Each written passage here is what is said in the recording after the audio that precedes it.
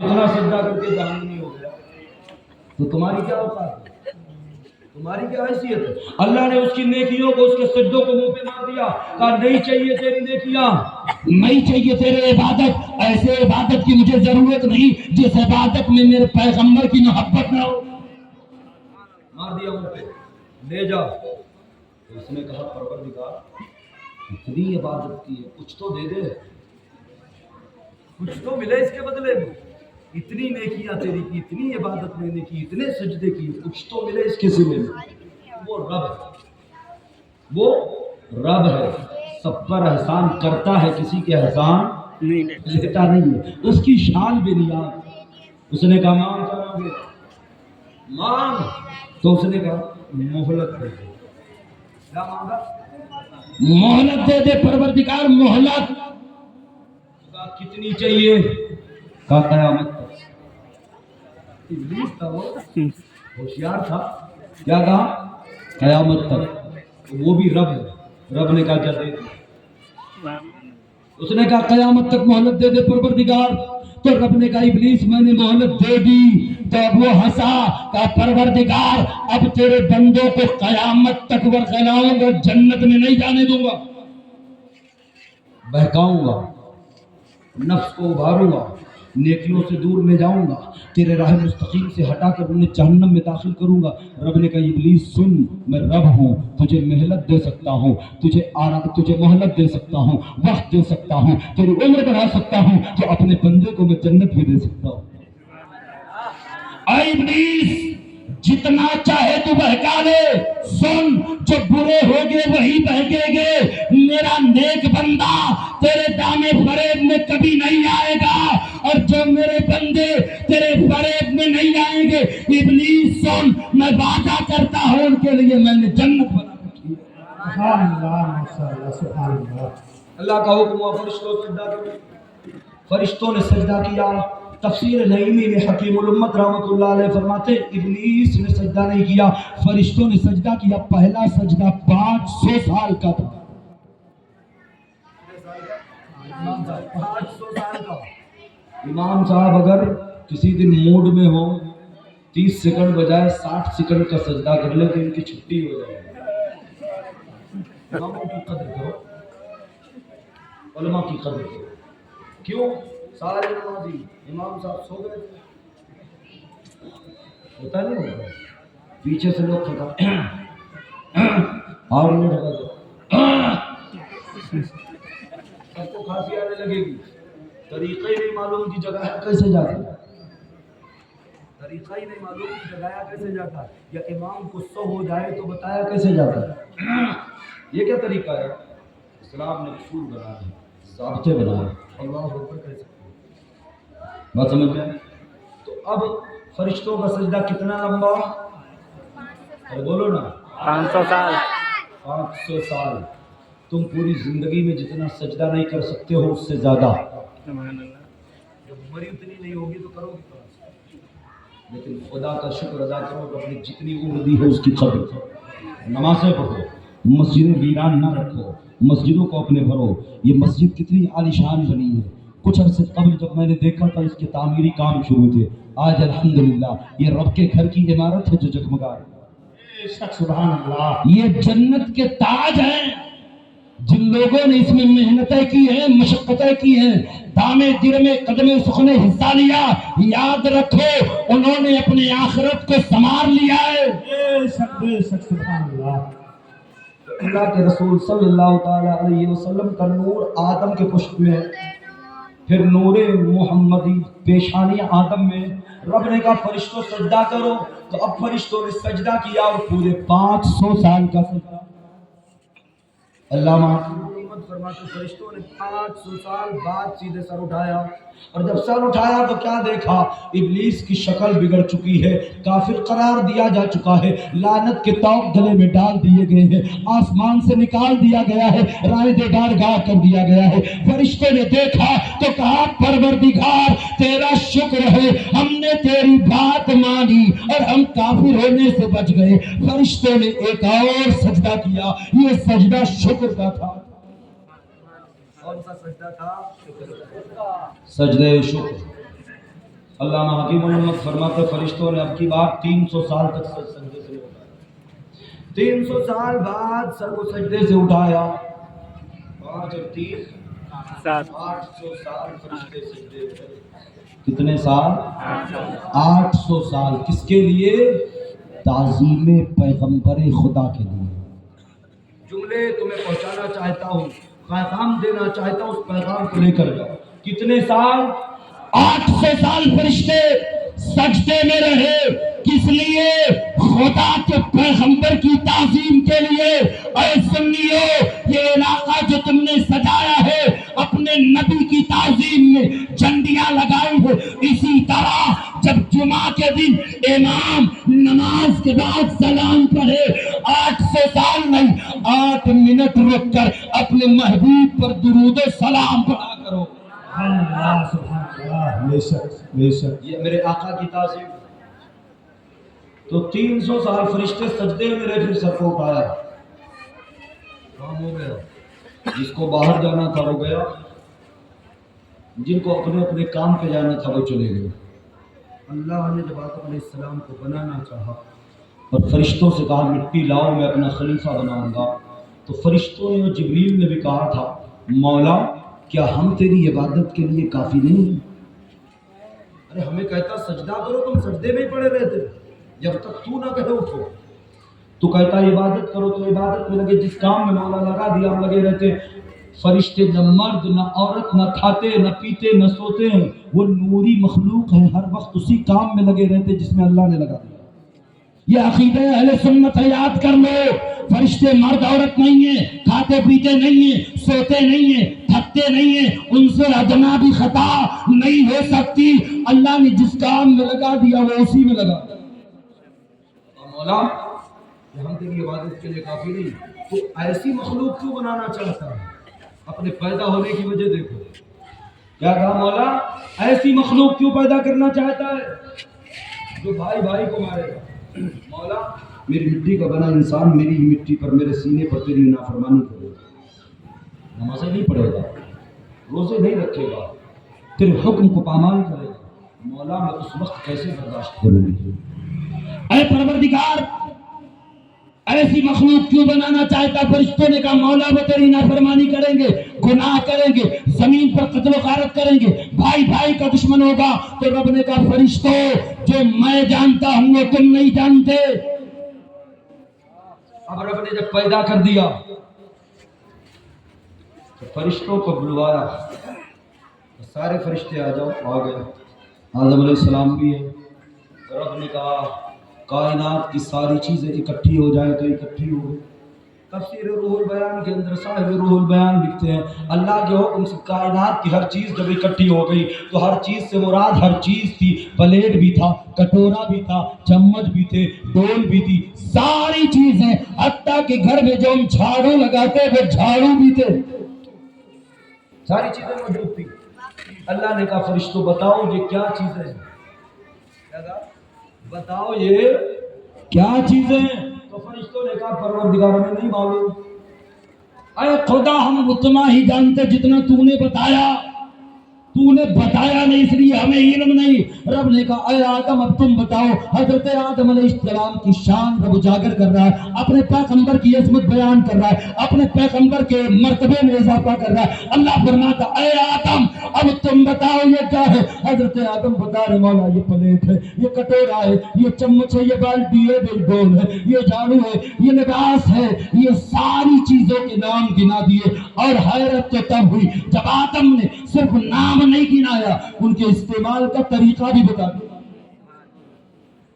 ان کے استعمال کا بولو نا طریقہ بھی بتا دیا۔ تو رب نے کہا فرشتوں دیکھا میں نے کہا تھا نا جو میں جانتا ہوں وہ تم نہیں جانتے۔ اللہ تعالیٰ نے حضرت آدم کو 7 لاکھ زبانوں کا عالم بنایا۔ کتنے لاکھ زبانوں کا؟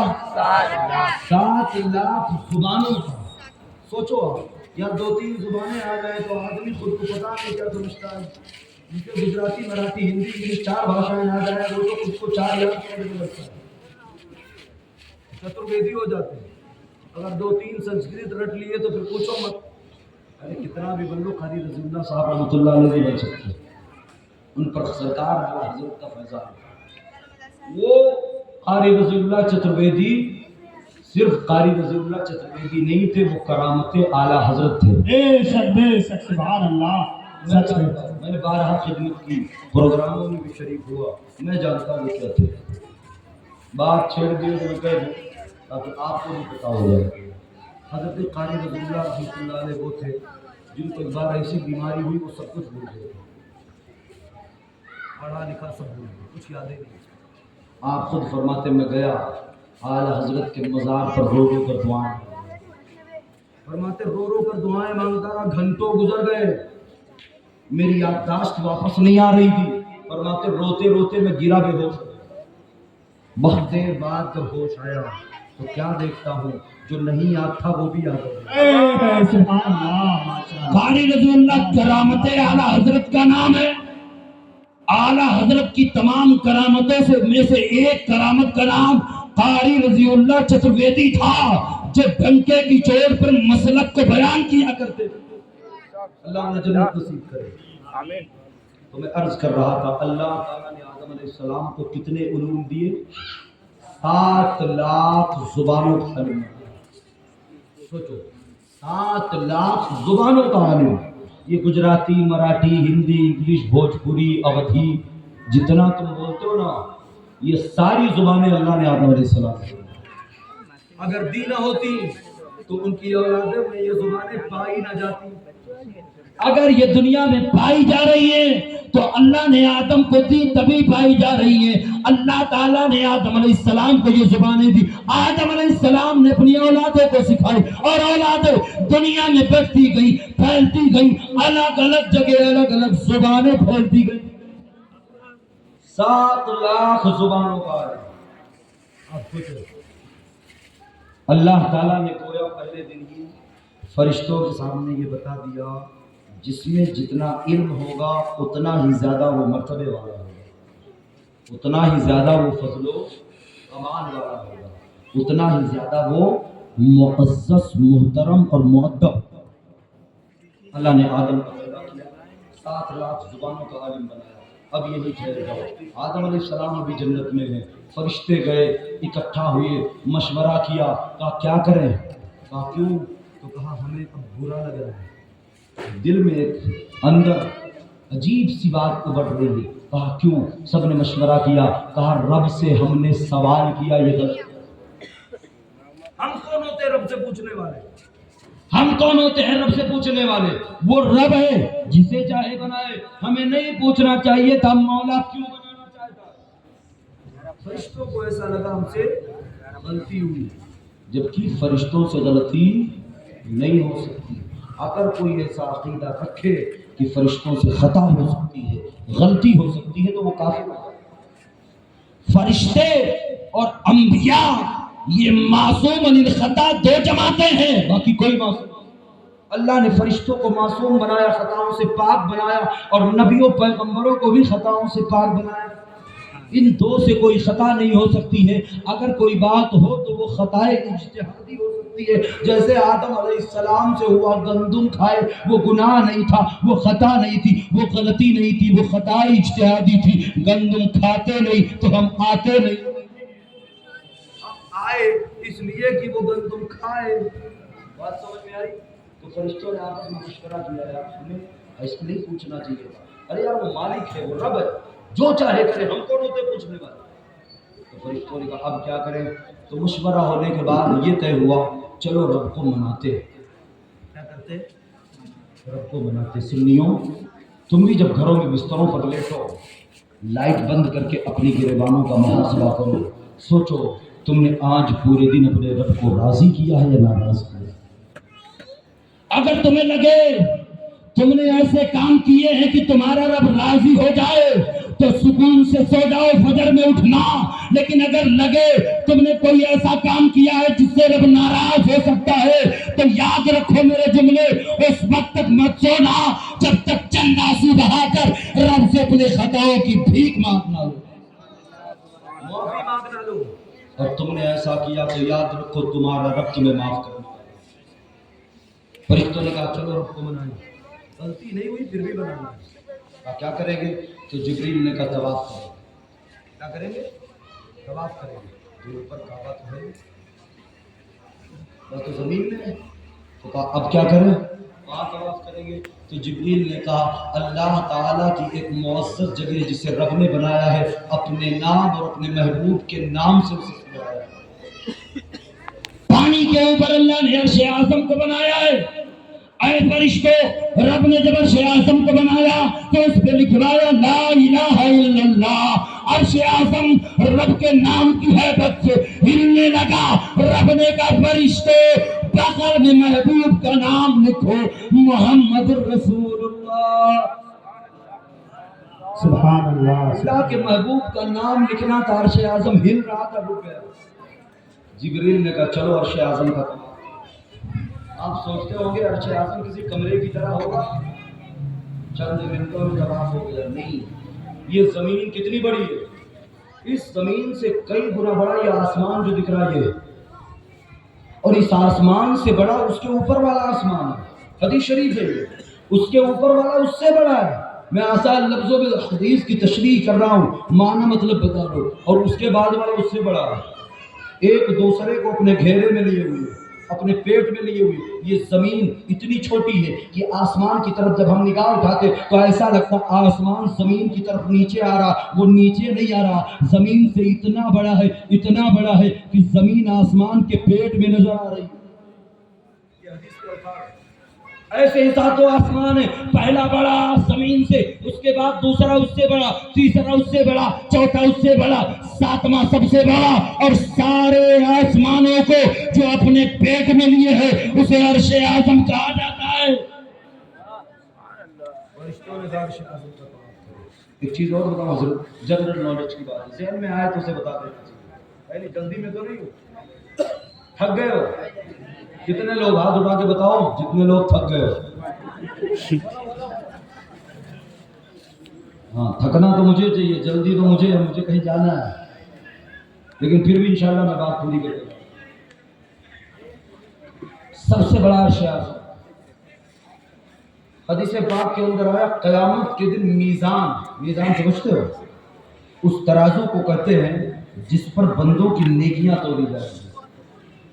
میزان عرش کے ایک طرف ایک پلڑا ہوگا اور دوسری طرف دوسرا پلڑا ہوگا، ایک پلڑا اس جانب عرش اعظم کے دوسری جانب دوسرا پلڑا، اور دنیا کے ترازو کا طریقہ یہ ہے جو وزن ہوتا ہے وہ نیچے جاتا ہے، جس کا وزن کم ہو وہ اوپر، لیکن وہاں معاملہ الٹا ہوگا، جس کا وزن زیادہ ہوگا وہ اوپر جائے گا، جس کا وزن کم ہوگا وہ نیچے جائے گا۔ نیکیاں زیادہ ہے تو اوپر نظر آئیں گی، بدی زیادہ ہے تو بدی اوپر نظر آئے گی۔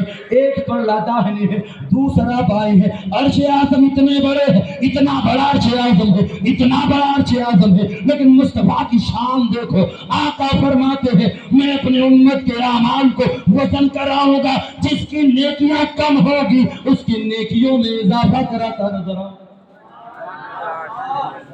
یہ شان میرے آقا ہے۔ تو فرشتے گئے، مختصر عرش اعظم کا طواف کیا، پہلا طواف، دوسرا، تیسرا، چوتھا، پانچواں، چھٹا، ساتواں۔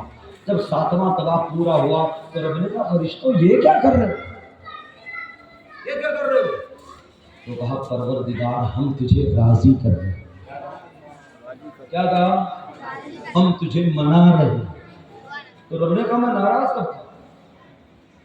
میں تم سے ناراض کب تھا؟ میں تو راضی ہوں۔ کہ پروردگار ہمیں ایسا لگا کہ تجھ سے سوال نہیں کرنا چاہیے تھا، تو مالک ہے، تو خالق ہے، تو رب ہے، ہم تیرے بندے ہیں، تیری مخلوق ہے، تیرے غلام ہیں، تو جو چاہے وہ کرے مولا، ہمیں پوچھنا چاہیے تھا مولا، ہمیں ایسا لگا تو ہم نے سوچا چلو رب کو راضی کرے۔ رب نے کہا فرشتوں کچھ بھی ہو، تم راضی کرنے کے لیے کام کیے ہو یا مجھے منانے کے لیے کیے ہو، لیکن یہ طواف کا تمہارا طریقہ مجھے پسند آ گیا۔ سبحان اللہ طواف کا یہ طریقہ مجھے پسند آ گیا. اے جبریل فرشتوں کو لے زمین پر جاؤ, زمین کے وسط میں بیچے بیچ میں میرا ایک عزت والا گھر بناؤ جسے دنیا کعبہ شریف کہے گی, کیونکہ میں چاہتا ہوں میرے بندے جب گناہ کرے تو اس عزت والے گھر کے قریب آئیں, طواف کرے, میں ان کی خطاؤں کو معاف کر دوں. سبحان اللہ ماشاءاللہ بہت خوب. گھر جانا تو ذرا سوچنا, ابھی انسان زمین پر نہیں آیا, ابھی انسان زمین پر نہیں آیا. آدم پیدا تو ہوئی ہے لیکن جنت میں, لیکن انسان کے گناہوں کو مٹانے والا گھر بنا دیا گیا, انسان کی خطاؤں کو مٹانے والا کعبہ بنا دیا گیا, انسان کی خطائیں معاف کرنے والا کعبہ تیار کرا دیا گیا. پتہ چلا خانہ کعبہ کو اللہ تعالیٰ نے سب سے پہلے زمین کے اوپر جس کے ذریعے بنوایا اس جماعت کا نام فرشتے ہے. کعبہ کو سب سے پہلے کس نے بنایا؟ اب تو بولو, اتنا بتا دیا تو فرشتے. ہمیں یار بولنے میں ٹیکس لگتا ہے, جی ایس ٹی کٹتی ہے, بولو تاکہ یاد ہو جائے. سب سے پہلے کس نے بنایا؟ فرشتے والے بولو, فرشتوں نے کیا بنایا؟ کعبہ. انسان آیا نہیں, اس کی مغفرت کا ذریعہ پہلے آیا. اللہ اپنے بندوں سے کس قدر محبت کرتا ہے, اللہ اپنے بندوں سے کس قدر پیار کرتا ہے, اللہ اپنے بندوں کو کس قدر محبوب رکھتا ہے.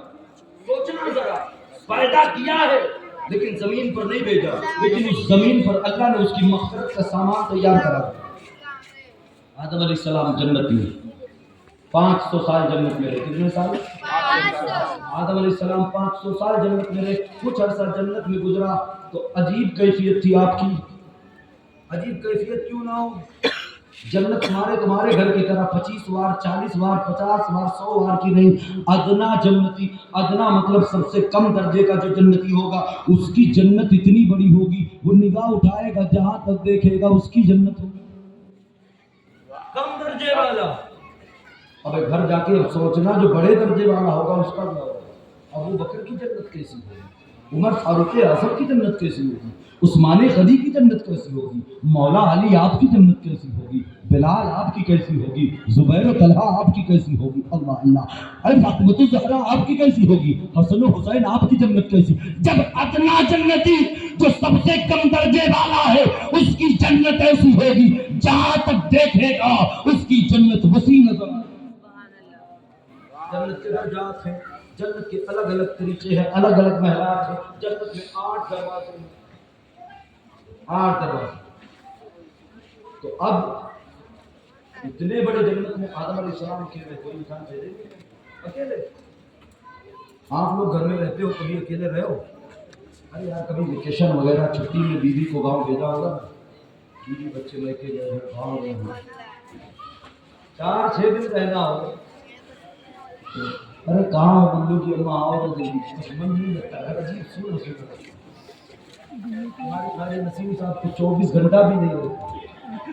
یہ تو ساتھ میں جاتے اور ساتھ میں آتے, میں نے دیکھا 15 لوگ کبھی اکیلے نہیں بھیجے. بتانے کا مقصد یہ ہے جب انسان کسی گھر میں اکیلا ہو تو دل میں عجیب کیفیت ہوتی ہے.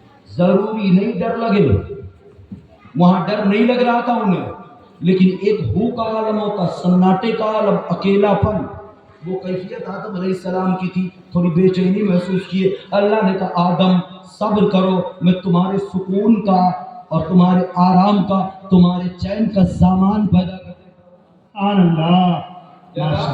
تمہارے سکون چین اطمینان کا سامان پیدا کر دیتا ہوں. جنت میں سوئے تھے, اللہ نے حکم دیا جبریل جاؤ آدم کے بائیں پسلی کی ایک ہڈی نکال لو. نکالی, رب نے اسی ہڈی سے حضرت حوا کو پیدا کیا. کس سے پیدا کیا؟ ہماری ہڈیوں سے بنی ہے. اسی لیے علماء فرماتے ہیں بھیا لوگ جب عورت غلطی کرے تو سختی مت کرو, پیار سے سمجھاؤ, پیار سے دلار سے سمجھاؤ, مارو مت, سختی مت دکھاؤ. کیوں؟ اس لیے کہ عورت کا جنم ہڈی سے ہوا. ہڈی سخت ہوتی ہے, زور لگاؤ گے, طاقت لگاؤ گے, سیدھی نہیں ہوگی, ٹوٹ جائے گی. کیا ہوگی؟ سیدھی نہیں ہوگی, ٹوٹ جائے گی. کیوں؟ اس لیے پسلی کی ہڈی بھی ایسے ٹیڑھی ہوتی ہے نا ہلکی، پسلی کی ہڈی سے وہ بنی ہے، اگر زور لگاؤ گے ٹوٹ جائے گی، مطلب طلاق کی نوبت آ جائے گی. لیکن پیار سے سمجھایا تو سدھر جائے گی. اپنی بیویوں سے پیار کرو، انہیں پیار سے رکھو، ان کے اخراجات پورے کرو، نان و نفقہ تم پر ذمہ داری ہے انہیں ادا کرو. نان و نفقہ میں مکان، کپڑا، کھانا، یہ تمہاری ذمہ داری اپنی بیویوں کو دو. کاکریا جانا اس میں شامل ہوگی. صاف کر دی. نام و نفقہ میں مکان رہنے کے لیے، کپڑے پہننے کے لیے، کھانے کے لیے روٹی، اتنا دینا ہر مسلمان پر، شوہر پر اپنی بیوی کو دینا پڑے. اگر نہیں دیتا ہے اتنا تو وہ گنہگار ہے، اس کی پکڑ ہوگی، اس کا حساب لیا جائے گا، اس کی سزا بھی اسے ملے گی. تو اللہ تعالیٰ نے حضرت آدم کے بائیں پسلی سے کسے پیدا کیا؟ دنیا کی پہلی خاتون، پہلی عورت حضرت ماں حوا رضی اللہ تعالیٰ عنہا کو. اور یہی وجہ ہے عورتوں کے سینے میں 12 پسلیاں ہوتی ہیں، مرد کے سینے میں ایک کم. کتنے؟ 11. یقین نہ ہو تو گن لینا، تمہارے 11 ہی ہے. ایک نکال لیا گیا، ایک پہلے نکال لیا گیا، ایک پہلے ہی لے لیا. تو اللہ تعالیٰ نے حضرت آدم کی بائیں پسلی سے کسے پیدا کیا؟ ارے بولو. آنکھ کھلی، کیا دیکھا؟ سر کے قریب ایک حسین و جمیل خاتون بیٹھی ہے، عورت بیٹھی ہے، ایک بڑی حسین و جمیل دوشیزہ بیٹھی ہے. اتنی خوبصورت عورت کو دیکھ کر ایک انسانی فطرت ہے، آدم علیہ السلام نے عورت کو چھونا چاہا. دنیا کا پہلا انسان دنیا کی پہلی خاتون کو چھونا چاہتا، جیسے ہاتھ اٹھایا رب نے کہا آدم ٹھہرو، ہاتھ مت لگانا، ہاتھ مت لگانا. کیوں؟ اس لیے اگر تم ہاتھ لگانا چاہتے ہو تو تمہیں نکاح کرنا ہوگا. گویا رب نے پہلے دن ہی بتا دیا، اے میرے بندو، کسی خاتون کو چھونا ہے تو اس کے لیے تمہیں نکاح کرنا ہے. ہوٹلوں پر عیاشی کرنے والی نوجوان ہو، دوسروں کی بہو بیٹیوں پر غلط نکاح ڈالنے والوں، اپنے باپ حضرت آدم سے، دنیا کے پہلے انسان سے سبق سیکھو. دنیا کی پہلی خاتون کی جانب ہاتھ اٹھانا چاہا، رب نے کہا ٹھہرو، جب تک نکاح نہ ہو چھونا مت. بے شک بے شک. ہمارا نکاح کرنے کے لیے کیا کرنا ہوگا؟ تو کہا مہر دینا ہوگا. کیا دینا ہوگا؟ مہر. ہمارے تمہارے یہاں بھی مہر دیتے ہو کہ نہیں؟ ارے صاحب کتنا دیے تھے؟ 786 تو نہیں دیے. اب یوں چل کر دیا، آپ نے 786 دے دو مولانا صاحب. ارے 786 بھی کوئی مہر؟ اچھا ایک طرف چاہیے مہر فاطمی دے دو. میرے فاطمی دے پاؤ گے؟ معلوم ہے نہیں میرے فاطمی دے نہیں پاؤ گے. 786 میں جب لانے پڑے ہوتے ہیں ویسے. اچھا بینڈ باجا بجانا ہوگا، بینڈ باجا کر بجانا ہوگا 20,000. لیکن اپنی بہو کو دینا ہو مہر بھی تو ہے ہی نہیں. بتاؤ ایسے حالات ہماری قوم میں. مہر سکہ رائج الوقت، اس وقت چاندی کی جو قیمت ہو اس اعتبار سے، اس حساب سے دیا جاتا ہے. آج کی تاریخ میں 3,000 سے اوپر مہر دو گے تبھی جاؤ، اس سے کم نہیں. چاندی کی قیمت کتنی ہے اس حساب سے بتاؤ. باقی مارکیٹ میں کیا پوچھنا پڑے گا. 33 ساڑھے 33 گرام چاندی آج کی تاریخ میں، بلکہ 35 گرام سے. اتنی چاندی ہے، اس کی قیمت اپنی بہنوں کو تم دو یا تمہاری اولاد اپنی بیویوں کو دے تب مہر پورا ہوگا. اور لگ بھگ 78 یا 84 روپیہ تولہ. ابھی ادھر جب سے ربیع الاول شریف شروع ہوا پروگرام کی وجہ سے میں نے دیکھا نہیں کتنے میں چاندی. 80 روپے کے قریب لگ بھگ 1 گرام چاندی ہے. 80 روپے گرام. تو 30 گرام کا آپ اندازہ لگا 26-27 سو روپے سے. یہ 786 میں کیسے نکالا؟ کم سے کم والا بتا. زیادہ سے زیادہ کی کوئی قید نہیں یار. کس کو سمجھنے کو بہت تمہاری ہے. بات سمجھ میں آئی؟ اللہ نے کہا اے آدم تمہیں نکاح کرنا ہوگا، مہر دینی ہوگی. کہا پاؤلا پروردگار مجھے پیدا تو نے کیا، بنایا تو نے، ہیرے نہیں دیے، جواہرات نہیں دیے، درہم و دینار نہیں دیے. اے مولا میں اپنی بیوی کو نکاح کرتے وقت مہر میں کیا دوں گا؟ تو کہا آدم میں نے کب کہا سونا دو، چاندی دو، درہم دو، دینار دو، جبریل کو بھیجتا ہوں وہ نکاح پڑھائیں گے۔ اے آدم میرے محبوب پر تم درود پڑھ دینا۔ سبحان اللہ، سبحان اللہ، ماشاء اللہ۔ اب تو سمجھ میں آیا؟ اے جبریل، اے آدم، جس محبوب کے صدقے میں تمہیں بھیجا اس محبوب پر درود پڑھ دینا، تمہاری مہر ادا ہو جائے گی۔ لیکن اے آدم، جب تک میرے محبوب پر درود نہیں بھیجو گے تمہارا نکاح بھی مکمل نہیں ہوگا۔ آج ہم پڑھے تو شرک و بدعت۔ اب اسی سے پتہ چلتا ہے جو درود والے ہیں وہ اپنے باپ کے راستے پر، اور جو بغیر درود والے ہیں سچ ہے، حق ہے، سبحان اللہ۔ بتانے بہت لمبی بات ہوتی جا رہی ہے۔ المختصر، اللہ نے حضرت آدم حضرت حوا کو پیدا کر دیا، جنت میں رہنے لگے، 500 سال رہے، اللہ کے حکم سے انہوں نے گندم کھایا۔ یہ تو نظام قدرت، اللہ نے ایسا نظام بنایا تھا کہ آدم گندم کھائیں تو بہانے سے جنت سے نکالو، زمین پر جائیں تاکہ یہ لوگ پیدا ہوں۔ آتے نہیں تو خدا سے آتے ہیں۔ جنت سے نکالے گئے، زیتون کا پتا پہن کر آئے، لنکا کی سرزمین پر سرام دیپ میں، لنکا میں ایک پہاڑ ہے جسے جودی پہاڑ کہا جاتا ہے، آدم علیہ السلام وہاں اتارے گئے، اور عرب میں ایک مقام ہے جسے جدہ کہا جاتا ہے، حضرت حوا وہاں اتارے گئے۔ 300 سال آدم علیہ السلام روتے رہے، دعا قبول نہ ہوئی۔ 300 سال کے بعد جب انہیں خیال آیا تو کہا مولا نام محمد کے صدقے میں دعا قبول کرو۔ سبحان اللہ۔ کہا آدم دعا تو قبول کر رہا ہوں لیکن یہ بتاؤ اس نام کے بارے میں کیسے پتا چلا؟ تو کہا پروردگار عرش پر میں نے دیکھا تھا تیرے نام کے ساتھ ایک نام لکھا تھا، میں سمجھ گیا جس نام کو رب نے اپنے نام کے ساتھ رکھا وہ کسی اور کا نام نہیں، رب کے محبوب کا نام ہوگا۔ میں نے امام نے اسی لیے کہا میں تو مالک ہی کہوں گا کہ ہو مالک کے حبیب، میں تو مالک ہی کہوں گا کہ ہو مالک کے حبیب، یعنی محبوب محب میں نہیں میرا تیرا۔ نعرہ تکبیر، نعرہ رسالت، مسلک اعلی حضرت، جشن عید میلاد النبی۔ بات بڑی لمبی ہوتی جا رہی ہے، پھر کسی دن انشاءاللہ موقع ادھر آنا ہوگا، کوئی موقع ہوگا یا کبھی اس سے آگے میں سوچوں گا۔ میں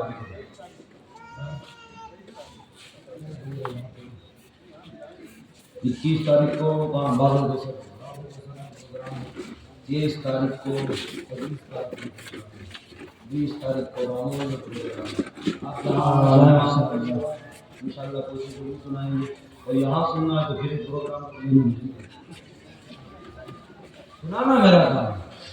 تو اللہ تعالیٰ نے حضرت آدم علیہ السلام کی بیوی کو جدہ میں اتارا، آدم علیہ السلام کو جودی پہاڑ پر اتارا، 300 سال رہنے کے بعد دعا قبول ہوئی تو اب نکلے کہ چلو کعبے کا طواف کروں، چلو کعبے کا طواف کروں۔ آئے کعبے کے طواف کے لیے مقام عرفات میں بیوی سے ملاقات ہو گئی، جدہ سے مقام عرفات پہنچی، 300 سال بعد حضرت آدم علیہ السلام جودی پہاڑ لنکا سے مکہ شریف آئے طواف کے لیے۔ جب مقام عرفات پہنچے میاں بیوی کی ملاقات ہوئی۔ ایک چیز تمہیں بتاؤ، عرفات کہتے ہی ہے ملنے کی جگہ کو، عرفات کہتے ہیں ملنے کی جگہ کو، اسی لیے حاجی وہاں اکٹھا ہوتے ہیں، جمع ہوتے ہیں، تو عرفات نام ہے ملنے کی جگہ کو۔ آدم علیہ السلام حضرت حوا علیہ السلام، حضرت حوا رضی اللہ تعالیٰ عنہ سے ملے۔ اللہ تعالیٰ نے حضرت حوا رضی اللہ تعالیٰ عنہ پر حضرت آدم علیہ السلام پر اپنا خاص فضل کیا، دونوں ساتھ رہنے لگے۔ اب ساتھ رہنے لگے تو بچے پیدا ہونے شروع ہوئے۔ 6 مہینے میں ایک جوڑی بچے پیدا ہوتے تھے حضرت حوا کو۔ کتنے؟ 6 مہینے میں کتنے؟ 2 بچے، ایک بیٹا ایک بیٹی۔ 6 مہینے بعد پھر ایک بیٹا ایک بیٹی۔ حضرت آدم علیہ السلام پہلے بیٹے کا بعد والی بیٹی سے، بعد والے بیٹے کا پہلے والی بیٹی سے نکاح کرتے، اور دنیا کو آپ نے پہلے یہ پیغام دے دیا، اے دنیا والے سگی بھائی بہنوں کا نکاح جائز نہیں۔ اس طرح اللہ نے انسان کو پیدا کیا، زمین پر بسانا شروع کیا. 1000 سال حضرت آدم کی عمر رہی. تقریباً 1000 سال کی عمر کے بعد جب حضرت آدم کا انتقال ہوا، آپ کا خاندان 40,000 لوگوں کا تھا. تقریباً کتنے لوگوں کا؟ 40,000 لوگوں کا خاندان تھا. حضرت آدم سے لے کر حضرت نوح تک تقریباً 8 انبیاء پیدا ہوئے. باقی تمام نبی حضرت ابراہیم علیہ السلام کی اولاد میں پیدا ہوئے. اب ایک ایک لفظ میں جنرل نالج کی باتیں ذہن کو حاضر رکھنا سنتے چلو کیونکہ میرے پاس وقت کم ہے. حضرت نوح علیہ السلام کے بعد حضرت ابراہیم کے 2 بیٹے ہوئے. ایک کا نام اسماعیل، دوسرے کا نام اسحاق. اللہ نے تقریباً 8 کے بعد تمام نبیوں کو جس کی نسل سے پیدا کیا اسے دنیا حضرت اسحاق کہتی ہے، اور دوسرے بیٹے حضرت اسماعیل ہیں. ایک پیغمبر اللہ نے ان کی نسل سے پیدا کیا جسے دنیا خاتم النبیین کہتی ہے. سبحان اللہ سبحان اللہ. باقی تمام پیغمبر حضرت ابراہیم کے بعد سب آپ کی نسل میں پیدا ہوئے. سب حضرت اسحاق کی نسل میں آپ کے دوسرے بیٹے اور پہلے بیٹے حضرت اسماعیل کی نسل میں ایک پیغمبر، ایک نبی، ایک رسول جسے ہم اپنا محبوب نبی مانتے ہیں، جس نبی کی ہم میلاد منانے بیٹھے. اللہ نے حضرت اسماعیل کی نسل میں اپنے محبوب کو جلوہ کر. یہی وجہ ہے حضرت ابراہیم کو ابو الانبیاء کہا جاتا ہے، نبیوں کا باپ. کیا کہا جاتا ہے؟ نبیوں کا باپ. اس طریقے سے اللہ تعالیٰ نے حضرت اسماعیل کی نسل میں حضرت عبد المطلب کے بیٹے حضرت عبداللہ کی بیوی حضرت آمنہ کے شکم پاک سے محبوب کو جلوہ کر.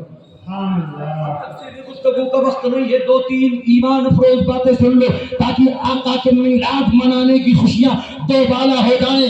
اللہ کے رسول کی والدہ ہے حضرت طیبہ آمنہ رضی اللہ تعالیٰ عنہا ہے. فرماتی ہے لوگوں عام طور پر حمل کے وقت جس طرح عورتوں کو تکلیف ہوتی ہے مجھے کبھی نہ ہوئی. سبحان اللہ.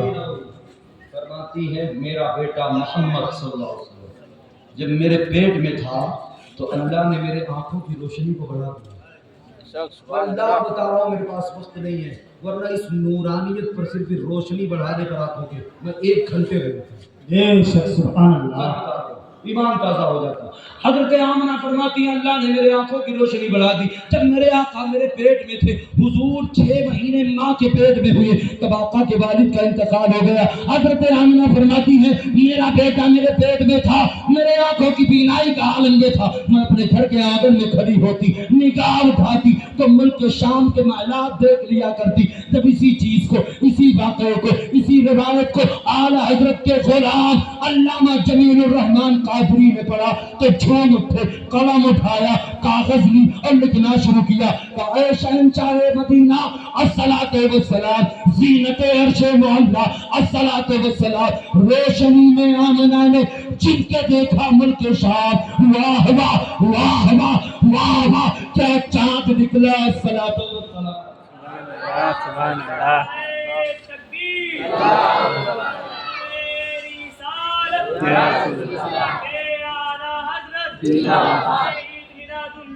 زندہ باد اللہ اکبر. باختلاف روایت جب حضور پیدا ہوئے 6 دنوں تک، 5 دنوں تک، 7 دنوں تک یا 8 دنوں تک کوئی دائی آپ کو لے کر نہ گئی، اپنی ماں کے پاس رہے. اب محلے کی عورتوں کو ذرا دیکھو، حضور کی ولادت ہو گئی ہے. آئی ایک دن کہتی آمنہ یہ بتاؤ اتنی مہنگائی ہے، اتنی گرانی ہے، تیل اتنا مہنگا ہے، رات بھر چراغ کیوں جلاتی ہو؟ تمہارے گھر کے روشن دان سے روشنی پھوٹ پھوٹ کے نکلتی ہے.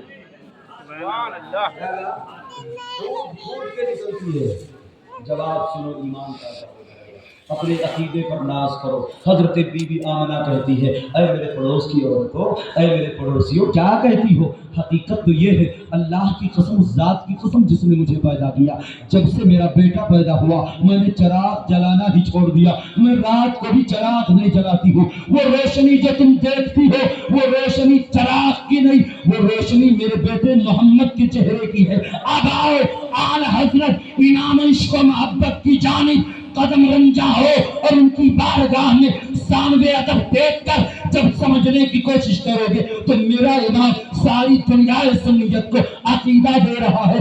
صبح طیبہ میں ہوئی بچہ ہے بالا نور کا، صدقہ لینے نور کا، آیا ہے تارا نور کا، میں گدا تو بادشاہ، پردے پیارا نور کا، نور دن دونا تیرا دیدار صدقہ نور کا، اور تیری نسل پاک میں ہے بچہ بچہ نور کا، تو ہے اے نور تیرا سب گھرانہ۔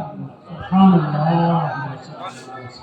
حضور کو لے کر حضرت حلیمہ سعدیہ گئی، آپ نے واقعہ 12 سنا ہوگا، واقعہ مت سنو، کیسے لے گئی، اتنی بیمار تھی، اچھی ہو گئی۔ فرماتی ہے جب لے کر گئی تو ہمارا قابلہ، ہمارا قبیلہ جو تھا بڑا غریب قبیلہ تھا، لوگ غریب لوگ رہتے تھے، جھوپڑیاں تھیں، جانور، ہمارے دو ہی ذریعے معاش تھے، ایک جانوروں کا دودھ نکال کر کے اس سے پیسے کمانا، اور ایک شہر سے امیر بچوں کو لا کر پرورش کر کے اس سے پیسے کمانا۔ فرماتے لیکن جب میں حضور کو لے کر گئی تو میرے بستی کی قسمت کا ستارہ چلا گیا۔ فرماتے ہمارے جانوروں کے تھنوں سے دودھ ختم ہی نہیں ہوتے تھے، ہمارے برتن بھر جاتے، تھن بھرے رہتے تھے، یہ حضور کے قدموں کی برکت ہے۔ فرماتی آقا میرے یہاں رہنے لگے، پورے بستی میں ایسی برکت پیدا ہوئی، ایسی برکت پیدا ہوئی، پورا قبیلے ساتھ جو تھا وہ خوشحال ہو گیا۔ فرماتی اب ہمیں حکیم کی ضرورت نہیں پڑتی، طبیب کی ضرورت نہیں پڑتی، ڈاکٹر کی ضرورت نہیں پڑتی، دواخانے کی ضرورت نہیں پڑتی، اس لیے کہ جب قبیلے میں کوئی بیمار پڑتا لاتے اپنے بیماروں کو حضور کے دست اقدس کو اس کے سر پر رکھ دیتے تو وہ شفا پا جاتا۔ حلیمہ سعدیہ فرماتی اتنے آئے لوگوں، حضور اتنے ہوئے مشہور، اور کیوں نہ ہو جب رب نے بنایا ہی انہیں حضور۔ حلیمہ سعدیہ کہتی حضور کی برکتوں کا عالم یہ تھا کہ اب دوسرے قبیلے سے لوگ آنے لگے، حال یہ ہو گیا، لوگ کہتے حلیمہ اپنے بیٹے برکت والے بچے کے پاؤں کا تھوون دے دو، ہمارا عقیدہ ہے ہم بیماروں کو پلائیں گے تو شفا مل جائے۔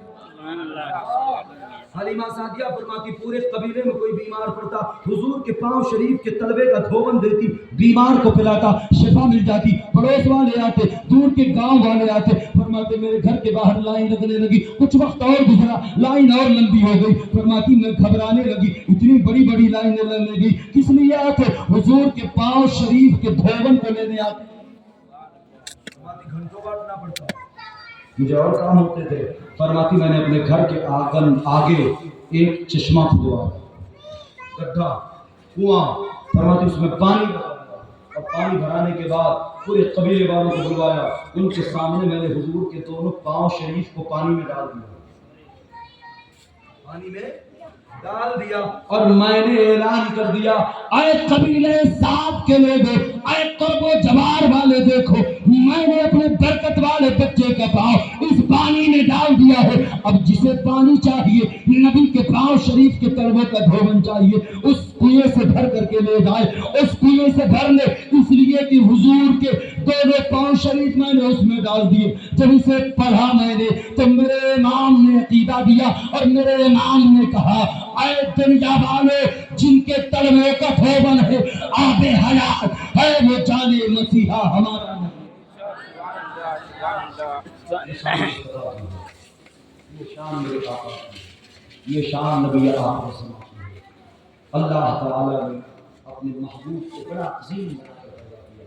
حضور تشریف لائے، زمانے بھر کی جہالتیں، کفر و شرک، بیٹیاں دفن کی جاتی تھیں، بیوائیں چلائی جاتی تھی، یتیموں کا مال ہڑپا جاتا تھا، کفر و شرک کی دیواریں سینہ تانے کھڑی تھی، کعبہ میں 360 بت لگا دیے گئے تھے۔ اس عزت والے گھر میں اللہ تعالیٰ نے محبوب کو پیدا کیا، کعبہ سے دیواریں ہٹ گئی، بیواؤں کی زندگی سنور گئی، بیٹیاں رحمت قرار دے دی گئی، یتیموں کا مال ہڑپنا بند ہو گیا، بلکہ اوپر سے حضور نے کہہ دیا یتیم مل جائے سر پہ ہاتھ پھیر دو، جتنے بال نیچے آئیں گے اللہ اتنے ثواب عطا کرے گا۔ حضور نے فرمایا جس گھر میں یتیم بچہ رہتا ہو، اچھی پرورش ہوتی ہو، کائنات میں اس سے بہتر دوسرا گھر نہیں ہو سکتا۔ اللہ اکبر، یہ مقام اللہ نے غریبوں کو، مظلوموں کو عطا فرمایا، کس کے ذریعے؟ اپنے محبوب کے ذریعے۔ اسی کو دیکھتے ہوئے میرے امام نے کائنات کی منظر کشی کی اور کہا جہاں تاریخ تھا، ظلمت قدا تھا، سخت کالا تھا، کوئی پردے سے کیا نکلا کہ گھر گھر میں اجالا تھا۔